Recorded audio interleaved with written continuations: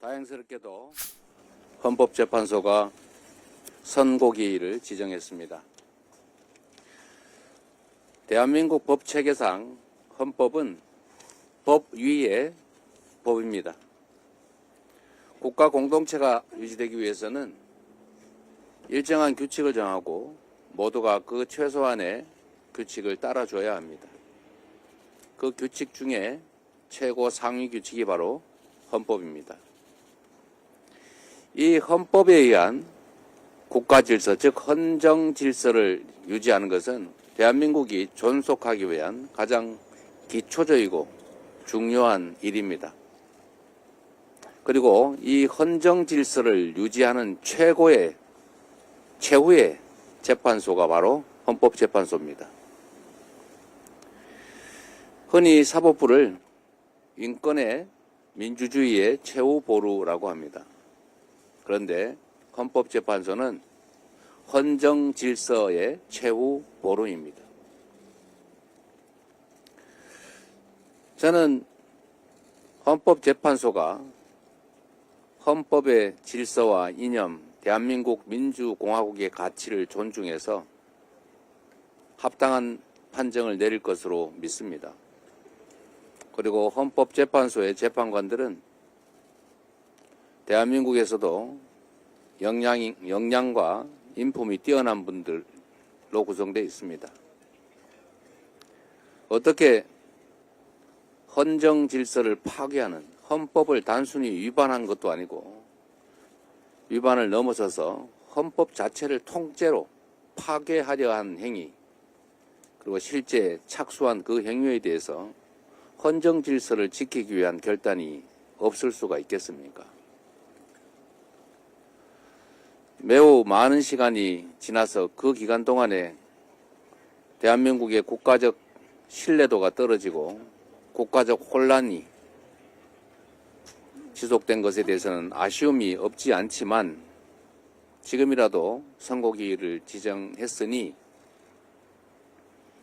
헌법의 이념과 가치, 그리고 헌법재판소에 주어진 헌법상의 책무, 국민이 부여한 책임, 역사적 사명의식을 가지고 합당한 결론을 낼 것으로 국민과 함께 기대하며 기다리겠습니다.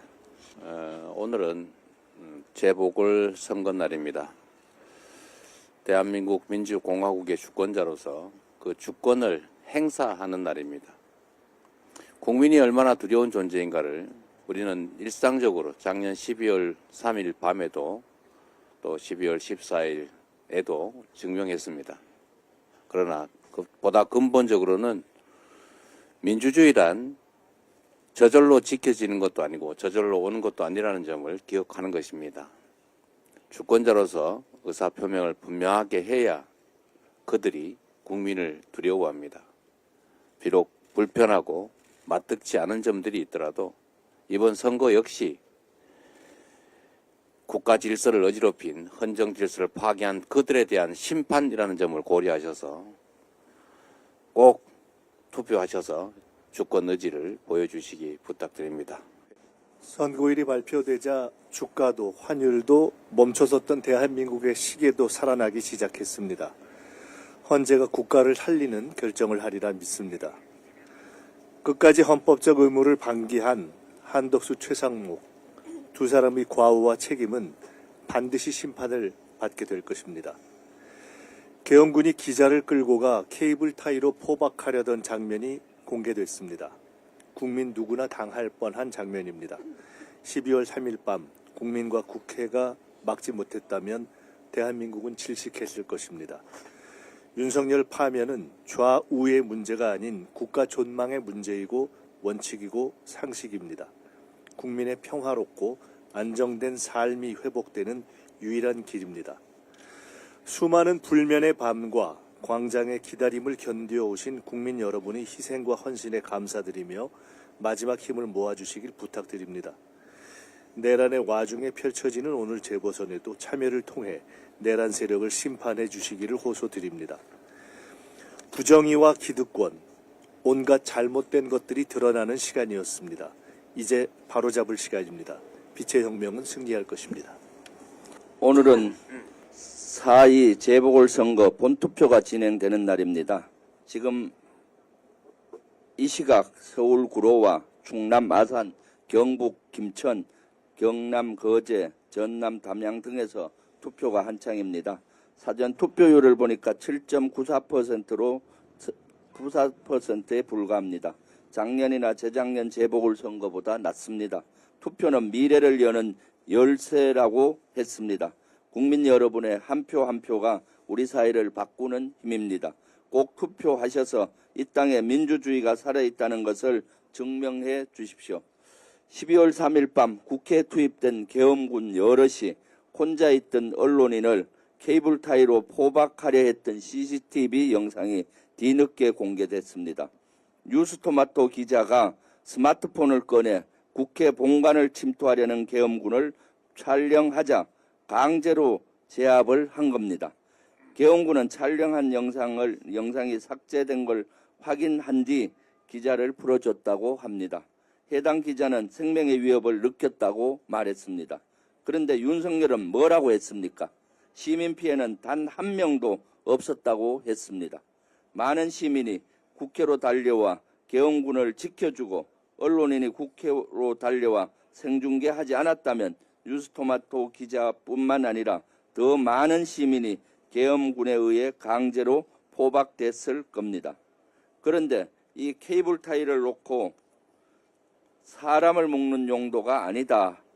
국회 문을 잠그려고 준비한 것이다. 이렇게 주장한 계엄군이 있습니다. 김현태 전 707 특임단장입니다. 게다가 MBN 보도에 따르면 김현태는 계엄과 관련 조사를 받는 상황에서 해외 파견을 신청했습니다. 특히 김현태의 상관이자 특전사 소속인 A 준장이 직접 추천서를 작성해줬다고 합니다. 제정신입니까? 국회를 침범해 조사받아야 할 대상인데 그런 자의 해외 도피를 도우려고 한 것이 아닙니까? 설마 여권 인사와 A 준장이 김현태를 회유하려고 해외 파견을 조직적으로 공모한 건 아닌지 즉각적인 수사를 촉구합니다. 윤석열에 대한 탄핵 심판 선고일이 정해졌습니다. 늦었지만 다행입니다. 특히 4월 4일은 12.3 내란이 발생한 지 123일째 되는 날입니다. 묘하게도 1, 2, 3이란 숫자가 겹칩니다. 대한민국의 민주주의가 회복하는 긍정의 신호인 것 같습니다. 시간을 끌던 헌법재판소가 선고일을 정했다는 건 최소 6명 이상의 재판관이 인용으로 의견 일치를 이뤘다는 게 헌법 전문가들의 중언입니다. 양측 대리인단의 선고 기일을 송달한 시간과 평결을 마친 시간 등을 고려했을 때 이미 만장일치 파면은 정해진 것이라 합리적으로 분석도 됩니다. 그런데도 여권에서는 윤석열에 대한 탄핵 심판이 기각 또는 각하될 것이라고 주장하고 있습니다. 착각은 자유입니다. 그러나 폭력 세력을 선동하려는 것이라면 당장 멈추십시오. 지금까지도 앞으로도 나라를 망치는 건 윤석열 하나만으로 족합니다. 그런데 만약 이런 극악무도한 윤석열이 복귀한다면 어떻게 되겠습니까? 윤석열이 곧장 2차 계엄을 선포할 겁니다. 내란 수괴는 무기징역 등 무거운 처벌을 받기 때문입니다. 2차 계엄은 윤석열이 살 수 있는 유일한 카드인 셈입니다. 윤석열의 복귀가 계엄 면허증 발급이나 마찬가지라고 거듭 강조하는 이유입니다. 실제 윤석열은 2차 계엄을 언급한 바 있습니다. 수사기관에 따르면 윤석열은 계엄 당일 2번, 3번 계엄령 선포하면 된다. 다시 계엄할 테니 국회부터 장악하라. 이렇게 계엄군에게 명령했습니다. 상식을 가진 국민이라면, 합리적인 국민이라면 이런 윤석열의 복귀 용납할 수 없습니다. 특히 윤석열과 그 일당은 충암파 친정체제를 구축해 우리 군을 내란에 동원했습니다.